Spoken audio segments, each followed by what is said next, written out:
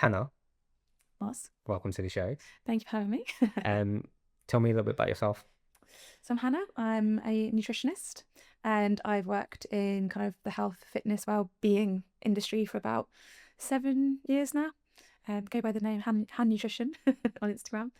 I guess that's a short bio. Okay, yeah, bye, yeah. I think one of the main reasons I asked you to come on is this is like Confessions of a Personal Trainer, and whilst I will be like talking mostly to like loads of personal trainers, it's also an opportunity to talk to any wellness professional, and so anyone getting fit, anyone getting healthy, anyone getting in shape, nutrition is a big part of it. And whilst I technically am a nutritionist as well, I am also self-confessed I hate nutrition. I hate dealing with it. I did not enjoy going through that whole process, and I do help my clients a little bit on that end, but it's definitely not something I'm like super proactive about engaging with them on. What is it you don't like about the nutrition side? Do you know what? It's the thing that people focus on social media isn't really the most impactful thing to focus on with actual people looking to make actual changes. And so there's a lot of topics and discussions and narratives that are very distracting from just like people just improving their nutrition and eating better. Yeah.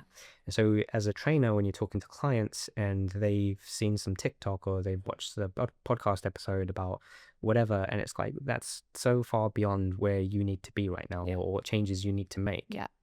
And so there's so much noise and fluff that detracts away from just practical, actionable things that might actually help somebody today. I think we all understand, eating copious amounts of junk food isn't going to be the healthiest thing to do. Drinking in excess isn't the most healthiest thing to do. Eating fruits and vegetables is generally going to be like quite beneficial to us. Although people are now arguing that's not with the carnivore diet.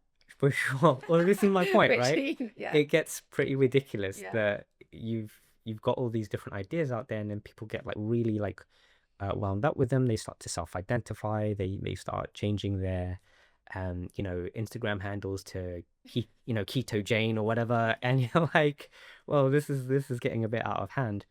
And yeah, it does get in the way of people just simply adding in more fruits and vegetables into their diet, finding sources of protein that they enjoy, and like not overcomplicating it. Yeah. And there are obviously legitimate cases where people do have maybe some sort of allergies, but outside and like maybe dietary restrictions due to cultural or religious elements, or genuine restrictions, but they're few and far between for the average person in my experience. So it's not a topic that I felt like should have had as much attention as it's had in the way that it's had. I obviously like to focus on the training side of my job and the the strength and the fitness and the rest of it. Studying nutrition, I did it with Matt Nutrition, and it was really hard. And it was very extensive. There was a lot more to learn than I would have really been able to. Even I spent 18 months doing it, and it was still like not really enough time to like get a full grasp. I mean, I barely passed that course. And I think there's a misconception that nutrition science is quite an easy science, and it's obviously not. It's like the biochemistry, obviously, like the raw science, the pure science, and then obviously there's like understanding statistics, understanding different levels of the actual studies that you're looking at, and there's the levels of like nutrition in itself is really difficult to study because you're obviously having to so I did a post recently around nitrites and bacon, which is just because somebody said that they're not bad for you, and somebody said, yeah, but have you got a study where you compare one set of people that do have it and the other person that doesn't have it?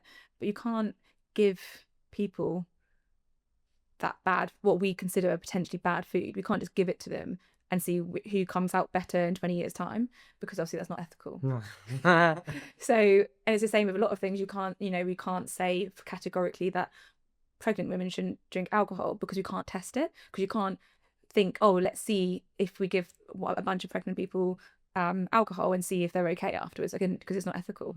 So I think just like little things like that, the nutrition science in itself, there's so many things to consider. But like you say, it's what is actually useful in terms of what's overcomplicating it for people in terms of what they actually need to know, versus when you're doing a course on it where actually there is a lot of nutrition science and it's difficult. And I think I even spoke to someone that he did a master's in maths at Oxford. It's very, very intelligent, and I was talking about statistics within that nutrition, and he was like, "Oh, you actually study that?" And I'm like, "Yes, I do actually." We had to actually, yeah. It is, yeah, it's no doubt a lot more comprehensive and complicated than people do realize it is. And which is why it's a bit of a shame that you can have people who maybe haven't deep dived that heavily into it or haven't got as extensive an education can just come online, have an opinion about it. And especially if it's someone who's like quite good looking and in really good shape or very athletic. And so like their opinion suddenly holds weight as by default. Yeah. Even though they might not have done as much due diligence on the matter and they're speaking with conviction on something that they don't fully comprehend. So yeah, it's a frustrating space. They're always challenging conversations when you're dealing with clients. Most people are even less educated about nutrition than anybody just really realizes, because you can say protein, but what does that mean to anyone? When you say these sort of general statements, you don't really realize how the person in front of you is really, what their perception of that is currently. So I've been through or arguably an unhealthy journey. I started out learning about nutrition through bodybuilding. And not like, in a very educated way, mind you. Like the very first bit of advice I got given was I needed to have 100 grams of protein a day. And so I'm 16 years old. And this is some jacked guy has told me I need to get 100 grams of protein a day. All I was doing was going around checking nutritional labels on everything and trying to meet that number. And as a result, I ended up drinking like 6 pints of milk a day. Right. And I was just like trying to shove my face with everything. Now, don't get me wrong, I gained a significant amount of weight and, to muscle as well. I guess first time 16 years old. Only exercise I know is bench press. So I'm just doing that every day. And I can kind of track back, and I can track back even further to like my childhood, because I just grew up on like fish fingers and potato waffles and stuff like that. I was a very fussy eater. And yeah, chicken nuggets. yeah, I mean, back then there was like KFC tasted really good. It tastes rubbish now. It had so much like I didn't grow up on good nutrition, and when I was doing that menu and I was doing the eating disorders module as well, I was like, oh look, I was like self-diagnosing, right? Because I was like, through bodybuilding, through my childhood, I have developed eating disorders, and I do struggle with eating. There's another reason why I don't enjoy Nutritionist, because it's something I personally struggle with. Yeah. And so when I'm watching somebody else, like I can kind of tell when they're like doing it quite well, and then they're stressing about it. I'm like, you have no idea. You're actually all right. You're eating reasonably well, and you've got a pretty good balance going on. Working with people for bodybuilding shows, and I came in with during the time when like If It Fits Your Macros was like a really popular narrative. I did heavily buy into all of that. And it was only later on that I realized that there was more to nutrition than just, getting down to single digit body fat. And there's this like massive health component to it as well. So yes, it's been a rocky road, and so I've not massively enjoyed it. And that's also why I'm like curious to talk to people who maybe got a better understanding of it than I have. And hopefully you've been able to help people get to a more healthier, balanced place with it. Because I can say more often than not, I think I probably failed at doing that. So I think it's really interesting you said all of those things, because I think a lot of people within the fitness industry have a very similar story, in the sense of that if there's been any element of wanting to go into like bodybuilding, or if that's how they started their journey, or with women, it's maybe not bodybuilding, but it's maybe come from a place of, I don't know, for me it did. We were brought up on the Special K diet, which is just eating a bowl of cereal for breakfast, lunch, and dinner. It worked, but you don't need to be doing that when you're 14 or 15 years old. But I think a lot of people kind of come into the space with disordered eating patterns, and people don't realize it. And there's a lot more awareness and talk about it now. And I just, for me personally, I always say that I wouldn't work with someone for a bodybuilding show. because for me they're not the same thing. They're not like nutrition for bodybuilding or nutrition for a show is not healthy realistically. Whereas if you're eating for health, it looks very different. Obviously you can still eat healthy foods whilst you're getting super lean, but realistically they're not, you're not optimizing your diet for health, you're optimizing your diet for leanness or thinness. Oh, yeah. So I think there's a lot of interchangeable play between that whole space. And kind of going back to what we were saying earlier, you've got very different pods of people. We've got people that want to get extremely lean, and then actually some people just want to look a little bit better naked, or they just want to feel a little bit better. So I just think they're two different approaches. And I would say I'm more in the space around eating for health, eating for just feeling and looking a bit better, rather than, and actually if I've got a client who's already pretty healthy weight, it's maybe a little bit controversial, but I will challenge them on why do they want to lose weight, where's that coming from, is it actually weight loss that you want, or is it like, could we look at the strength training side of things, get you working with a personal trainer.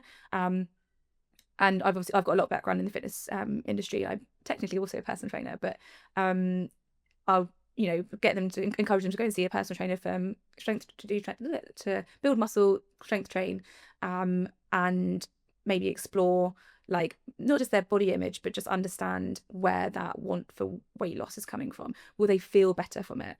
What will they achieve from it? Because I think sometimes people just have, women, I can't really speak for men, but I would say so many women I speak to, they are just constantly wanting to lose weight, constantly wanting to get smaller, constantly wanting to get thinner. Yeah, and it's just try to challenge that narrative. that is very much like, yeah, and that's I've definitely experienced that. And just you kind of ended up going on to where I was getting a bit curious, because that is the struggle between eating for leanness and eating for health. Yeah. And I'm trying to lean towards eating for health. Yeah. And I've been in that same journey of encouraging people to think about, what do you think happens when you get this lean, and what do you think happens for your life and everything when you get a six pack. And I've been through that journey, and I've taken lots of people through, like, I suppose, getting lean enough to compete in bodybuilding, and then basically being able to tell people, look, none of these people were happier as a result. Yeah. Some people were borderline suicidal.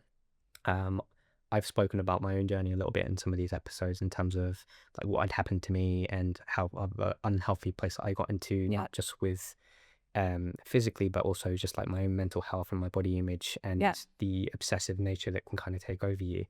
And and one of the reasons I try and avoid nutrition to some degree is because I know that's where that conversation is going, and I don't want people to develop these hang-ups about how they look and their self-image. I don't want them to develop further self-esteem issues. Now I'm able to start drifting my conversation a bit more towards health, and just because I've started learning more about, I wanted to learn how to read blood work.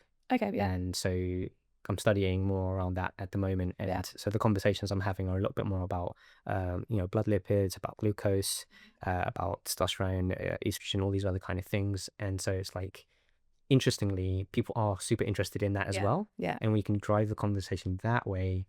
And then you start to talk about nutrition in that context, and you start to talk about supplementation in that context. It's like, okay, you've kind of captured them in a different way. Yeah. I almost, like, I've tried to not remove images of me with my top off or whatever, but I've changed my display pictures, and I'm trying not to project that image too much, because my experience has been quite negative. I've not taken people to a better place through, the nutritional coaching that we've done through bodybuilding and the rest of it. 9 times out of 10, everyone's kind of ended up worse. And I can even see years later that these people they didn't maintain that level of leanness. In some cases, many of them got significantly further overweight years on, and they're still struggling to kind of, because they're attached to this lean version of themselves. And then there's this constant guilt and beating yourself up. Because every time you take an action that takes you away from that, i.e. you had a slice of cake, or you had 3 slices of cake, or in my case, you've eaten cheesecake every day for a month, right? And you're aware that those additional calories that you didn't need to be having, but you had anyway, are stopping you from looking like that picture again. Again, it has a really negative impact on your mental health. So I'm super, super, like, careful. I don't want to put other people in that place. That being said, it's hard for me even to not completely deprioritize this body fat level, Yeah. and just be so health focused. Even protein, like I would love to not have to. Oh, I've got like another 20 grams to go at the end of the day, but I'd rather just not eat right now. Yeah. But now I'm going to force feed myself Yeah. something, Yeah. and that might then mess with my sleep, or it might mess with my digestion the next day, because I have this Need to hit Yeah. this protein target. And so I feel like, But I think my practice as a nutritionist, I work across different types of fields and in different ways with people, but also from like, you know, maybe writing articles or content and stuff. So I work in different fields, I suppose. But the one thing that the one thing that I'm always trying to get across as me as a nutritionist is what is trying to remove those rules and restrictions. So I used to struggle with disordered eating patterns. I never had an ED, but I definitely had disordered eating patterns. And one day I was completely fed up with it. And I was like, I don't want to be ruled by nutrition, or not nutrition. I don't want to be ruled by food rules anymore. And I just want to eat normally. And then I was like, but what is eating normally? And I think we've got this level of like a social construct of what a normal eating pattern is. So, breakfast, lunch, and dinner, a couple of snacks. And it's like, I just started challenging that myself and trying to understand what makes me happy, what makes me feel good. If I don't want to have dinner and I finish eating at 4 p.m. and then I'm not hungry, I'm not going to make myself eat something, because actually it's just there's a lot of work to unpick.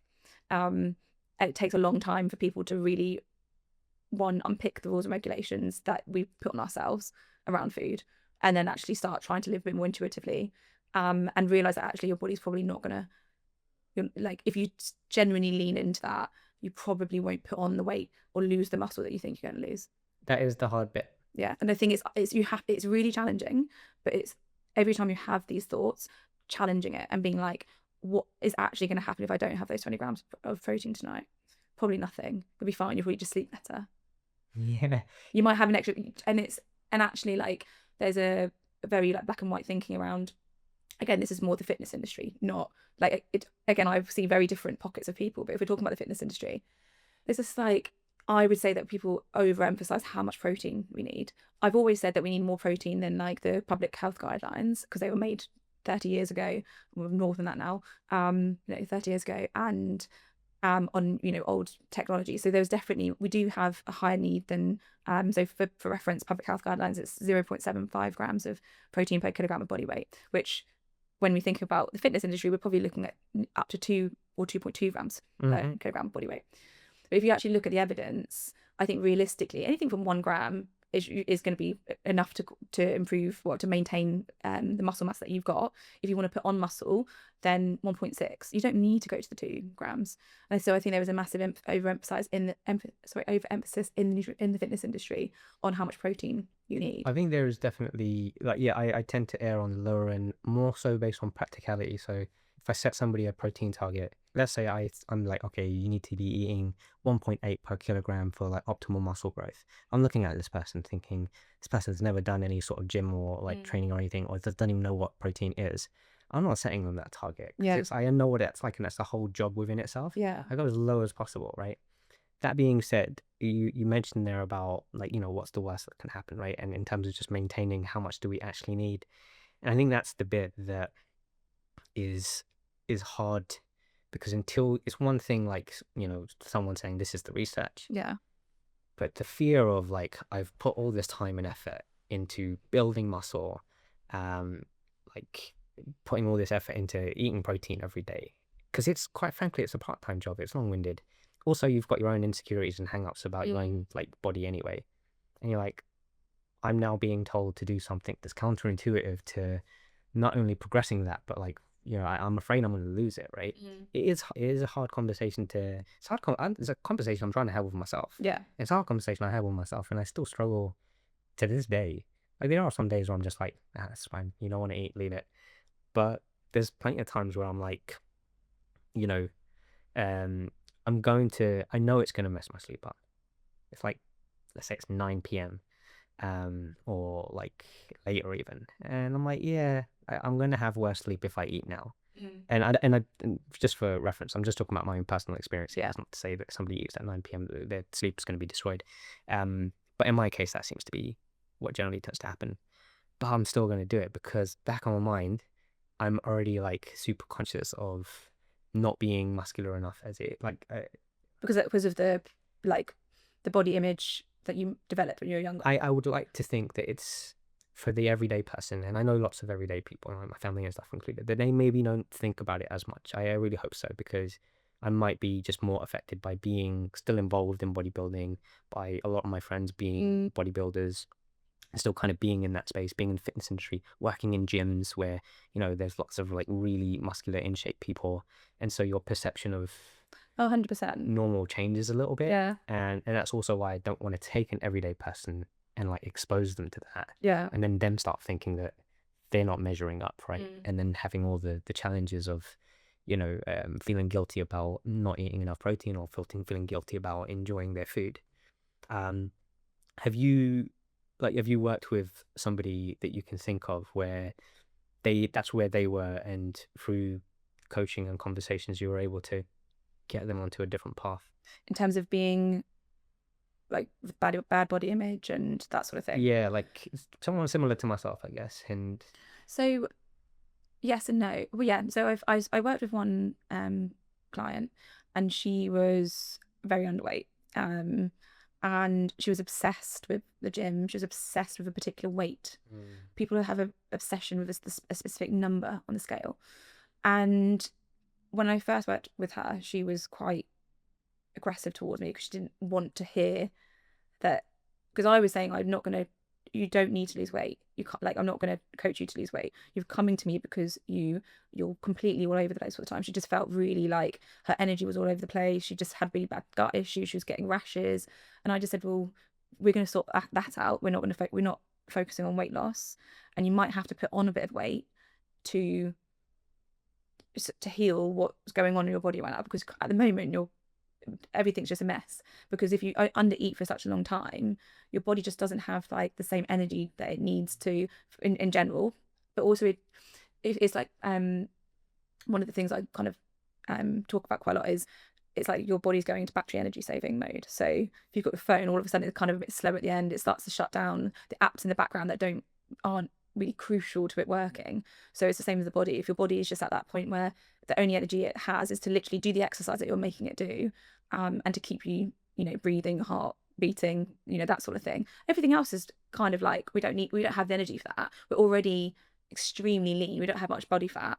So we're just going to shut off that. That's why we start seeing women's skin go really bad, and then the skin starts going bad, the gut's crap because you're not putting any food in it. There's no there's so many things that happen when you just start, if you're under eating for a significant amount of time. She didn't have like any of the actual like diagnosed EDs, but for me, I just challenged her on what's going to happen if you put on a kilogram. What's going to happen if you put that, like, is anybody going to love you less? Like, do any of your family, do you think they're going to love you less for putting on a kilogram on, before they even know? And just start to, like, every time she said something, try and like flip it. And then she started getting more, I was like, I need you to eat a bit more. And she started, and I said, also, what's going to happen, you might bloat up at first because your body's not used to all that food. But what will happen is over time, you won't put actual fat on. What will happen is your body, you'll just give yourself more energy. You'll be able to heal your skin. You'll be able to, you'll just feel better, because that energy is all of a sudden, your metabolism is, people talk about broken metabolisms and stuff like that. I'm not saying like you break your metabolism, but essentially your metabolism does downregulate because it has to. Anyway, so I just challenged her a lot on a lot of those kind of negative thoughts around her body, and over time, she did put a couple of kilos on, but she was like, I feel great, like, this is amazing. And I was like, you look exactly the same. She's like, oh, and like it was a real breakthrough, because at first she pushed back a lot, but then she did actually have a much better, like, she was starting to accept that actually she was performing better in the gym. She was actually had more energy. She had the rash was more of an intolerance, but like her skin was better, like she wasn't as bloated. So it's I would say it's not a quick fix. I think with any it's just not a quick fix. It is, but you have to challenge, and I've had to do it myself. If I've had a negative body image thought or a negative, if I start thinking negatively about food or anything like that, I challenge it, and I can literally, I'm personally really proud about it myself. I'm actually at a point now where I don't have those thoughts, because when I was having, it's a bit like any sort of neuroscience that people talk about, or like emotional regulation. It's like all the time you try to deny yourself that emotion, that emotion is going to keep on like coming up, because your body wants to be able to like process it. All the time you allow these negative thoughts to kind of like control what you're doing, you're never going to break that cycle. So it's just trying to go, oh, that's just a thought, why am I thinking that? Oh, is that the truth? Probably not. And then at first you're going to have that conversation with yourself over and over and over and over again, but after a while those thoughts don't even happen, because you've created a new path where you can just go from A to B rather than having to go, you know, the whole alphabet. Honestly, like even just like listening to you there, it's even challenging to be listening to it, because that is the reality of it. There isn't this sort of fix. It is hard conversation after hard conversation, and until it doesn't become so hard. Um, it is, if you're a practitioner, right? And that's one of the things I probably want to ask you there is, how was that experience for you, having those conversations with another human being who's obviously like presenting a significant amount of resistance? What kind of keeps you trying to have those conversations with them?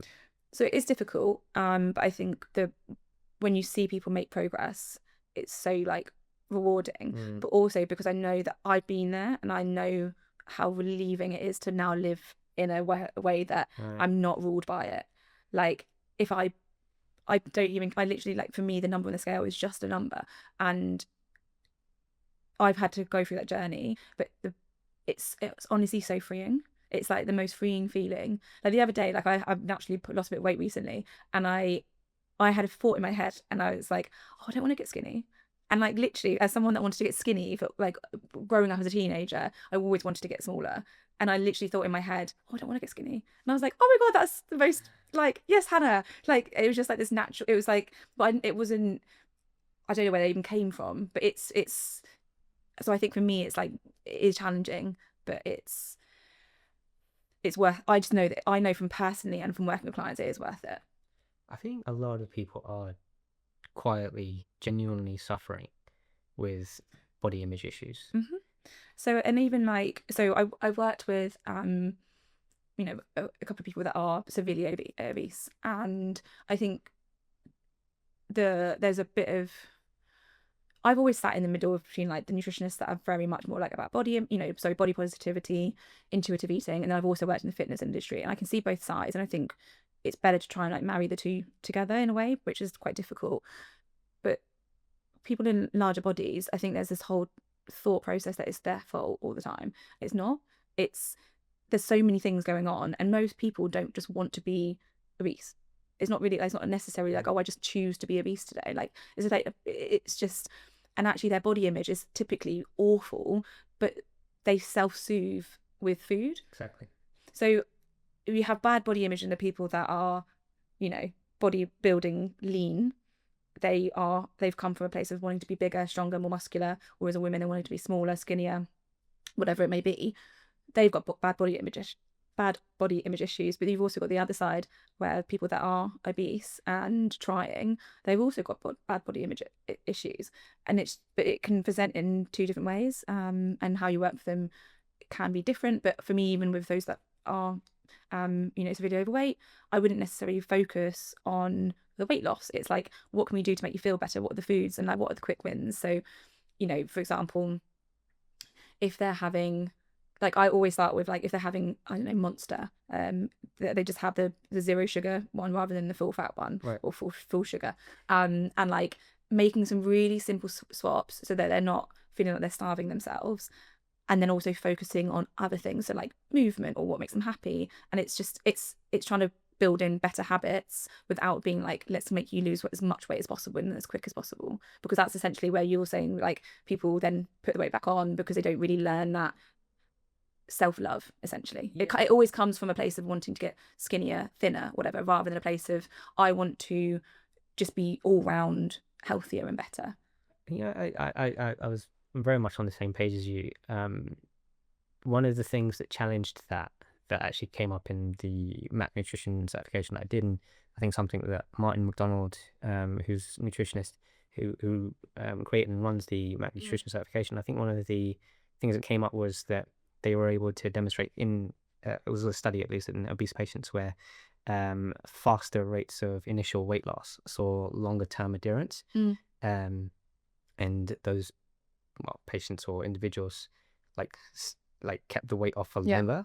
And that, when I first saw that, I was a little bit like, that challenges my idea of like pacing it, gradually building better habits, and unpacking self-worth and all these other kind of behavioral topics. And so I personally never had to work with anybody where it's like, okay, we're going into this aggressive situation. I've done it in bodybuilding, but that's not necessarily an obese individual, or technically I suppose they might be if you take their BMI. But yeah, like, with that said, like, where do you sit then? Like, how valid is that idea that being super aggressive? There's definitely evidence on that, and that's why obviously now we've got a lot more people say go on GLP-1s or things like Ozempic and Mounjaro. But in terms of the quick weight loss, it's definitely more motivating, because I think that, and that's where you'll get that longer term adherence, because if you think that you're trying to change and then you're not seeing any improvements, then at that point, so there's definitely, in cases that the motivation is better for a quick weight loss. I would say that with anything nutrition evidence based, there's always going to be different within a study. There's always anomalies. There's going to be people that don't respond well and people that respond really well. You might be working with a person that doesn't respond well to that particular type of diet. So it's just trying to understand the person and like how you would work with them. Realistically, I haven't got loads and loads of obese people that I've worked with. The difference is that the people that I have worked with, I've worked with them and they've still lost significantly, maybe like a good amount of weight consistently without starving themselves. But they've also then had things like, I had one client that turned around to me and was like, oh, my memory is so much better. I've been remembering, like, my family have all commented on the fact that I now remember things that I never used to from my childhood. And I was like, that to me so it just depends on how you're working with someone. Do you want that person just want really quick? And like you say, maybe they adhere to it for a longer term. But then where do they go from there?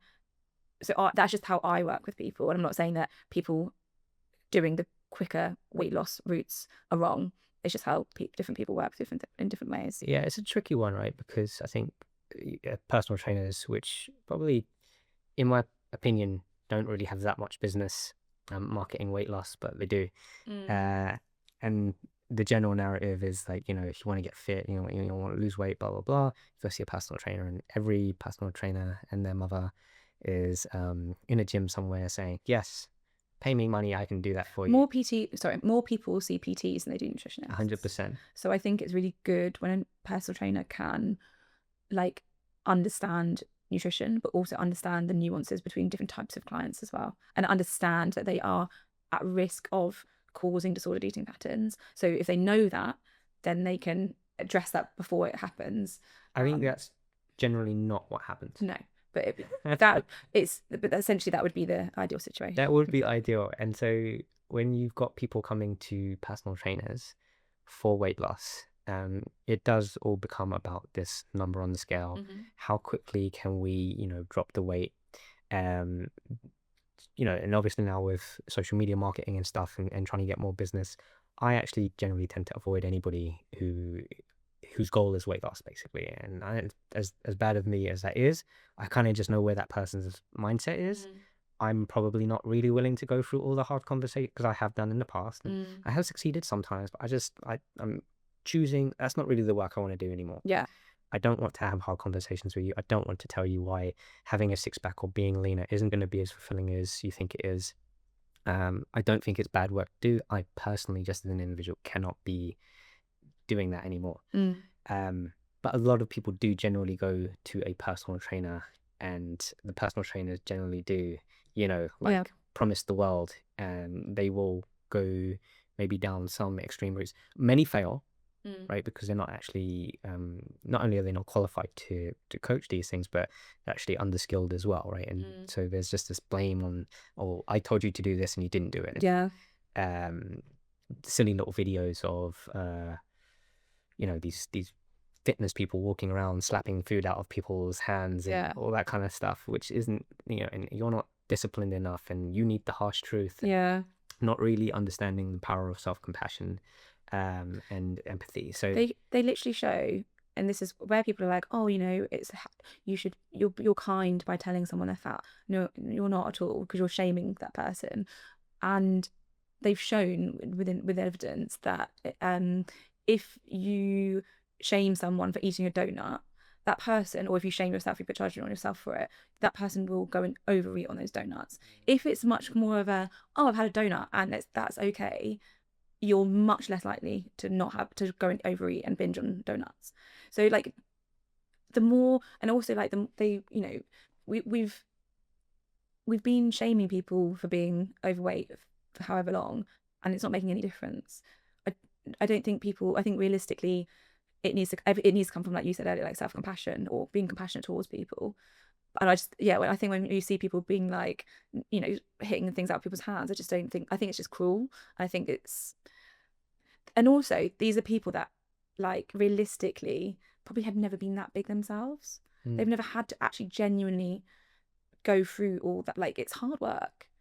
Like I'm sitting from a place where I've never really been like that. I've never been probably overweight or anything, but it's hard work. Like, it's not, I think if you've got people that are,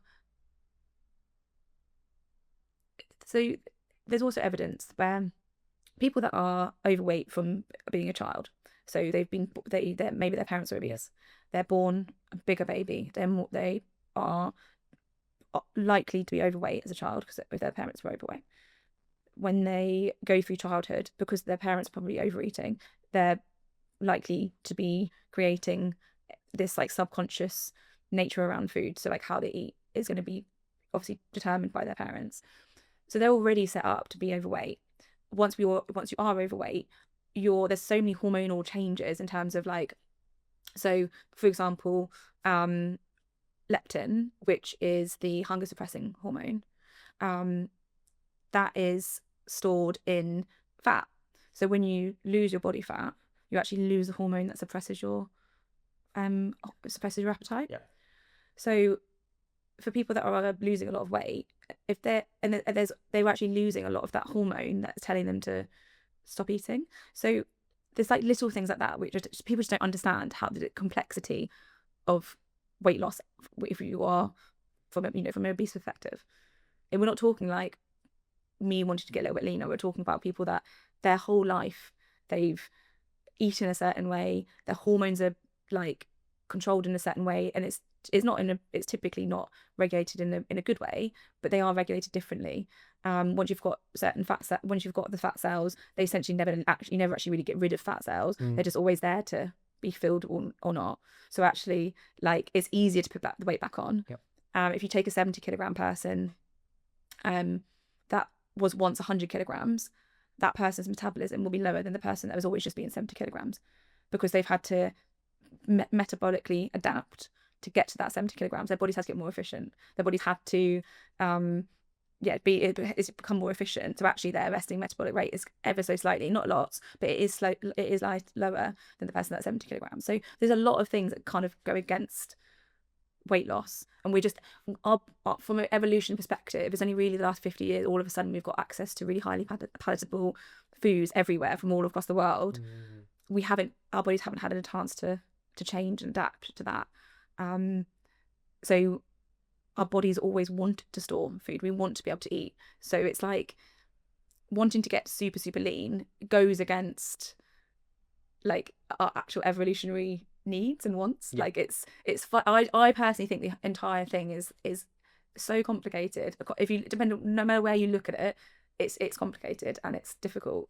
It's certainly it's more than just willpower. 100%. And I think there's the more wellness practitioners, more personal trainers and people that most people do go to for advice around these things, the more they understand that ideally, yes, the better you can start shaping the narrative in a more constructive direction.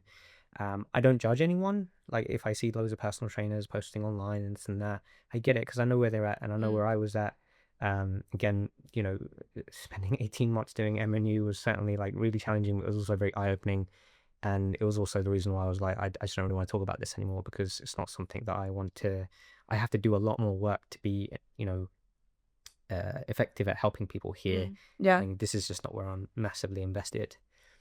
I think speaking of that, people going to where they're going to for nutrition advice, and nowadays everybody's on social media, right? Everyone's scrolling through TikTok and Instagram Reels, and literally anyone who is into fitness or and beyond has an opinion on nutrition. I mean, I can't remember exactly when I was walking down the road, and there's a cab driver on the phone to someone giving it like really passionately with strong conviction, giving advice about nutrition to somebody. The and I mean this very respectfully. The cleaner in the changing room at my gym goes around giving like nutrition advice, like I've really done my research here, and this is exactly what the problem is, and this is why this is happening.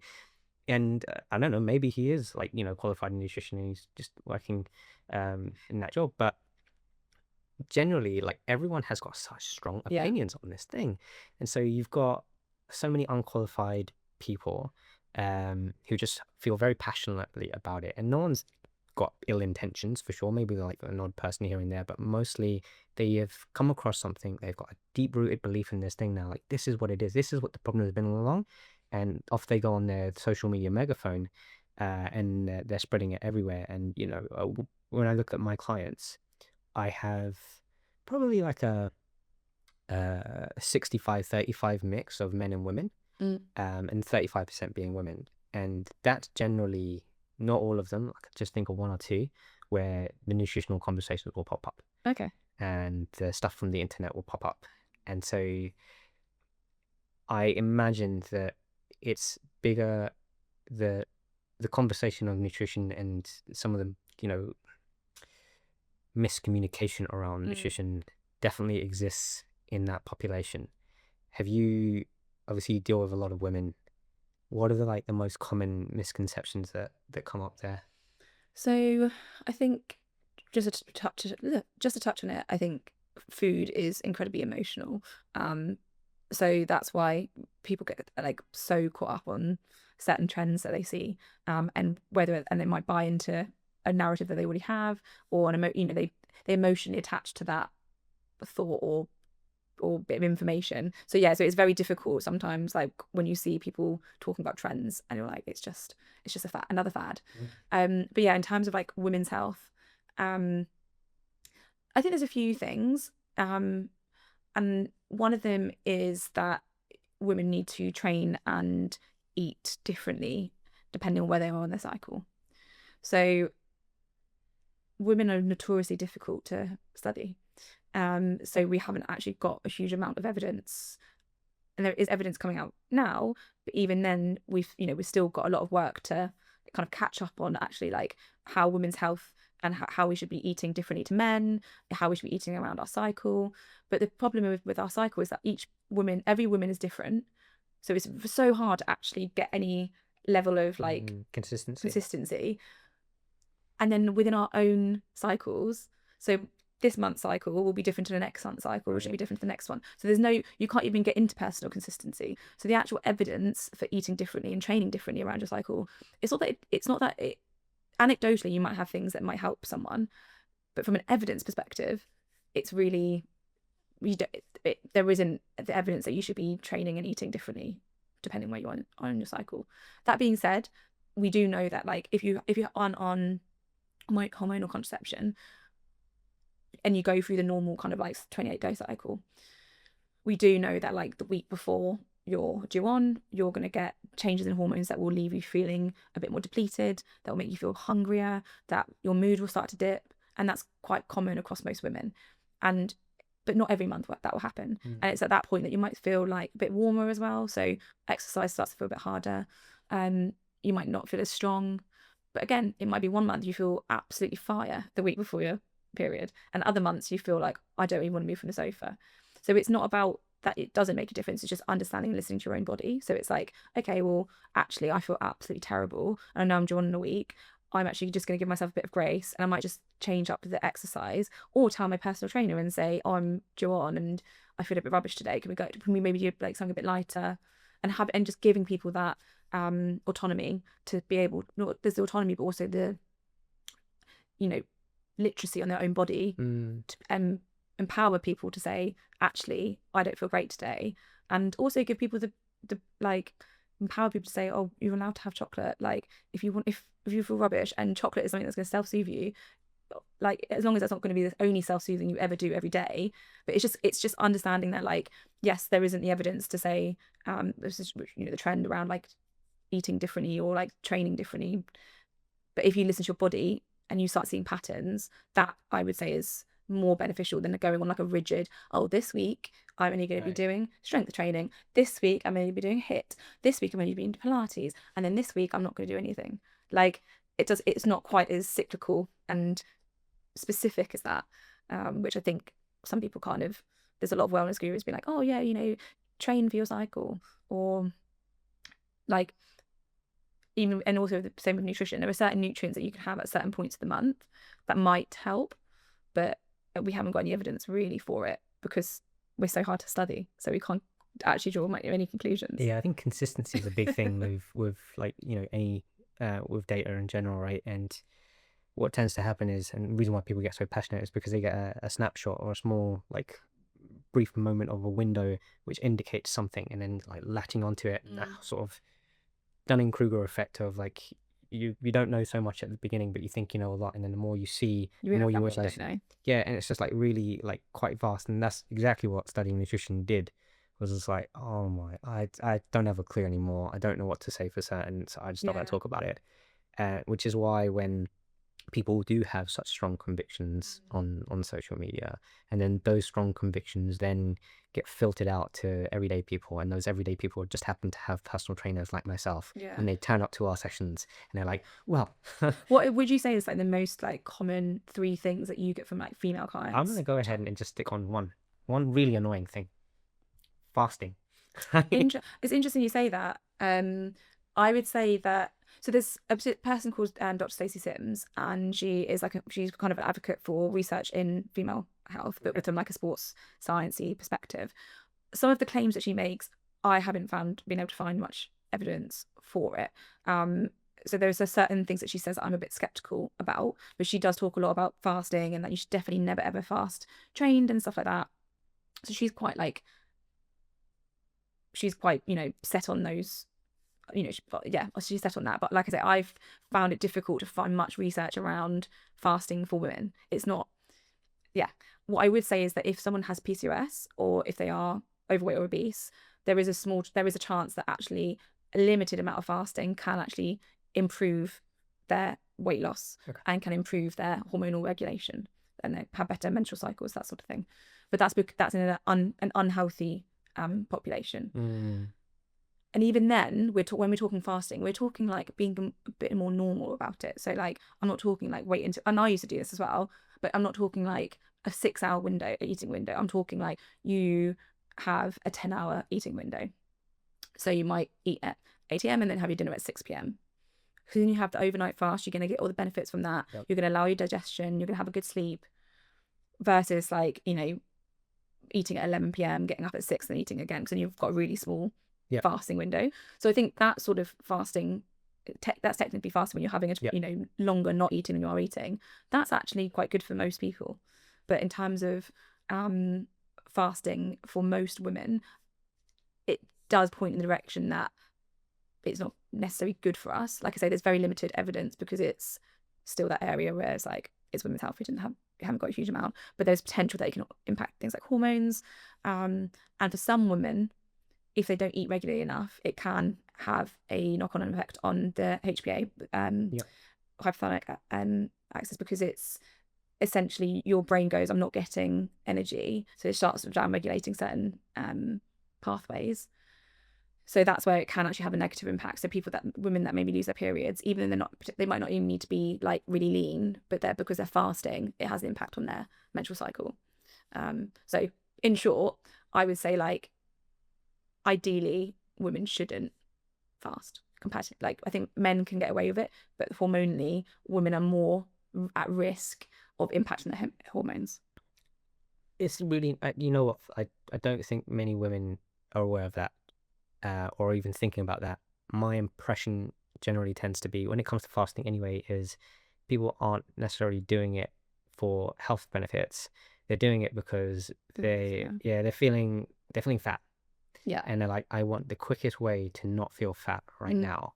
And that, even if they don't say it overtly, that is seemingly the driving motivator behind that action. Yeah. And of course, you know, if you like significantly reduce your intake, for a guy anyway, you end up feeling really flat.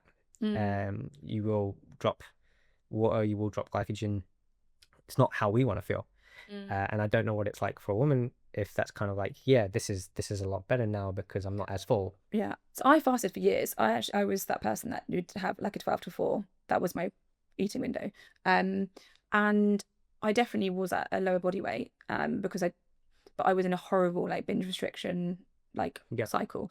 So I think, one, it's much more likely to lead to like binging because you're restricting for too long. Your hunger hormones are going to go through the roof. And then that makes everything worse because then you're like, oh, I need to restrict even more because I overate. So actually having more regular times throughout the day that you're eating is going to be much better for your appetite regulation, for not binge or restricting, which a lot of these people, like the people that you're referring to, where they're saying, you know, they maybe feel fat or they want to lose weight quite quickly. Actually, you know, that binge restriction is going to likely happen. I would say that like the occasional bit of fasting, or even like 1 month of it where actually if they're overweight or obese, that there isn't as much, there's potential that is okay.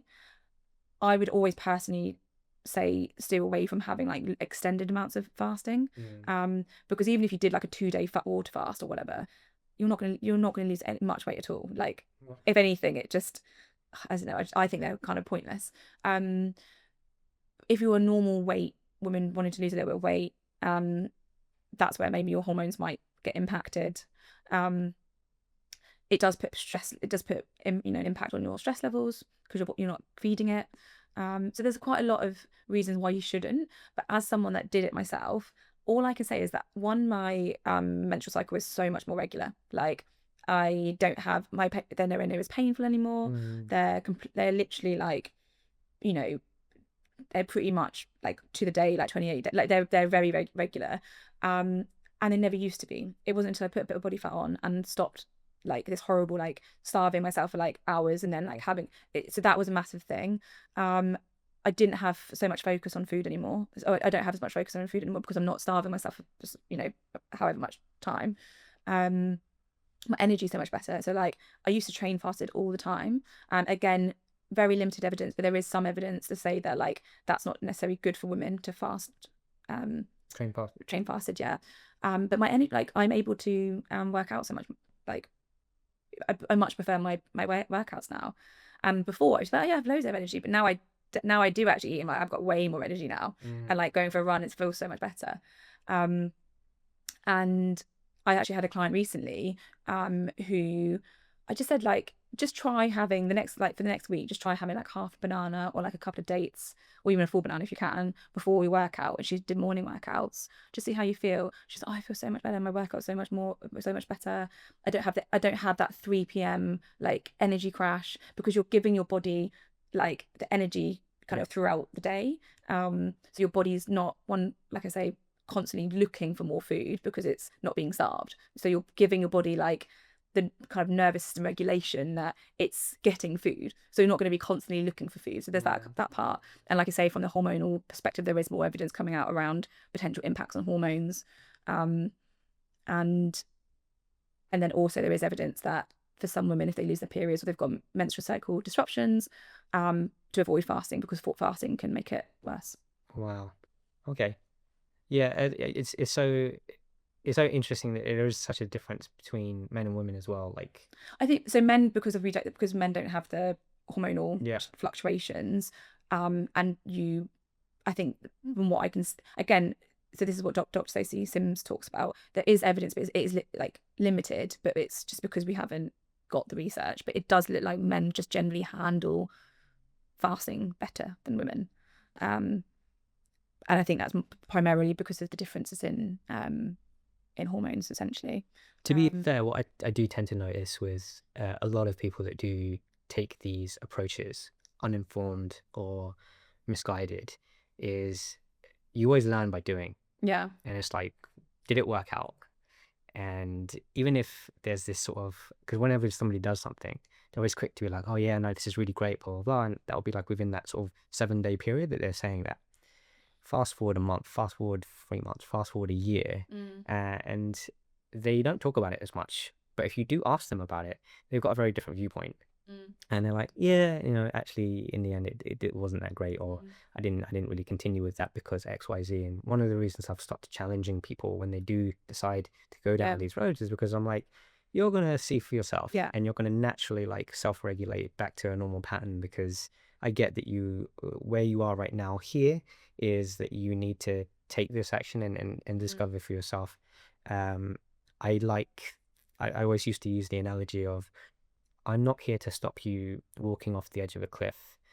I'm just gonna join you on this journey. And as we're falling down off the edge of this cliff, I'm gonna ask you, like, so how do you think this is going right now? Right? And they're gonna be like, I don't think this was such a good idea. I'm like, fair play. Let's just see what happens when we get to the bottom, shall we? And then we get to the bottom, and I'm only metaphorically there, and so are they, hopefully. And then it's like we're lying at the bottom, and we've obviously landed on the ground, and all of our body in complete pieces, and it's just like, yeah, so was this a good idea? And I let them answer that question for themselves through that experience, so long as they're not doing anything that's like too dramatically drastic, or that's going to be so damaging to them. It's kind of like a little bit of suffering here for you to learn and understand that the scope of this might not be the worst thing, because that's certainly how I've been learning. It's not like I've been like taking the advice and being like, great, well, I'll just listen to that and everything will be fine.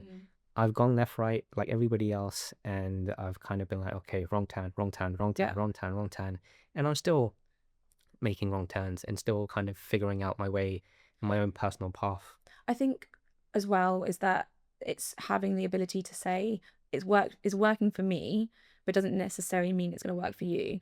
So I think that's where also a lot of people go wrong, is they go, oh, this really worked for me. They tell everybody else. And then there's this like, if that person doesn't get on with it, it's like, well, you obviously done it wrong. It's like, no, it's just that it doesn't work for everybody. And fasting is one of those tools that, like, for some people, it is really helpful. But something that I realized recently is, yes, even for women, it can be, a long-term tool that they use to maintain a lower body weight. But if we're thinking about, are we thinking optimizing health, or are we thinking about optimizing thinness? Because if we're thinking about optimizing thinness and staying lean, yes, fasting might be a tool that gets you there quicker. If we're thinking about, you might want to lose a bit of weight, but actually in the long run, we want to optimize health, a month or two of fasting isn't going to be the end of the world. But from a long-term perspective, it's likely it's going to cause issues around what I've talked about before. So it's one understanding that actually for some people it might work, for some people it might not. And like what you're saying is just your role is to kind of guide them and be like, well, actually this is working for you, but knowing that there might be some repercussions of those actions, and you can inform them on it. And at the end of the day, is that they're going to do what they want to do. So I always say with nutrition, I'm like, there are multiple ways that you can lose weight. There are multiple ways you can get stronger. There are multiple ways you can do X, Y, Z. I'm going to tell you the one I think is probably going to be best for you. But if you want to do other ways, we can explore that. I can guide you in it. But like, just because it works for you doesn't mean it's going to work for someone else. And I can tell you the risks and benefits of doing something in a certain way, but essentially they're still going to make that decision as to what they want, like how they want to do it. Yeah, no, that is generally how it goes. You can't do anything for anyone else.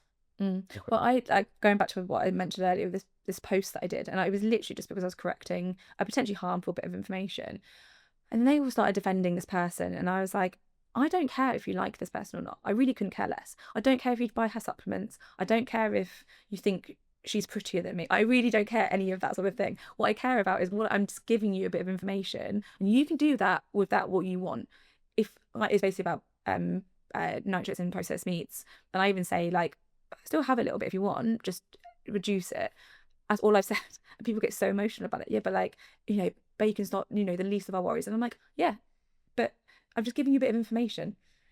Like, if you want to use that, then go ahead. I'm just correcting like a small, something little, but people get so like emotional about it. But it's just, yeah, you can do what you want with that information. You can say to a woman, I would say not to fast because it's potentially going to disrupt your hormones, cause issues down the line, maybe get you into binge eating kind of like cycle, make your appetite higher, and then they might listen to you, they might not. That is pretty fair. I definitely not attached to anyone listening to me anymore. Other than here. Hannah, this has been great. That was a lot more insightful than I thought it would be, and I didn't actually realize I was gonna go down some of those roads there for a bit. I mean, we kind of had like a pre-review of like what we would roughly cover, but some of those things I didn't really expect to talk about. So I'm glad we got to touch on that. And I whenever I do these, I kind of think in the moment like, oh, okay, actually that's actually going to be something that someone's really going to be get a great amount of insight from, or it's going to be something someone can relate to, or it's actually going to be quite helpful. And so like as I'm listening, I'm like kind of reviewing that at the same time. I think we had a lot of those moments today, so I'm really, really, really thankful. So I appreciate you coming on and giving us all that. And yeah, hopefully we'll get to see you again. Anyone looking for Hannah, I will put her all of her handles in the descriptions below. And yeah, if you want to go troll her about nitrates, feel free to join in. There's a queue. Right, all good. Oh, thank you. Okay.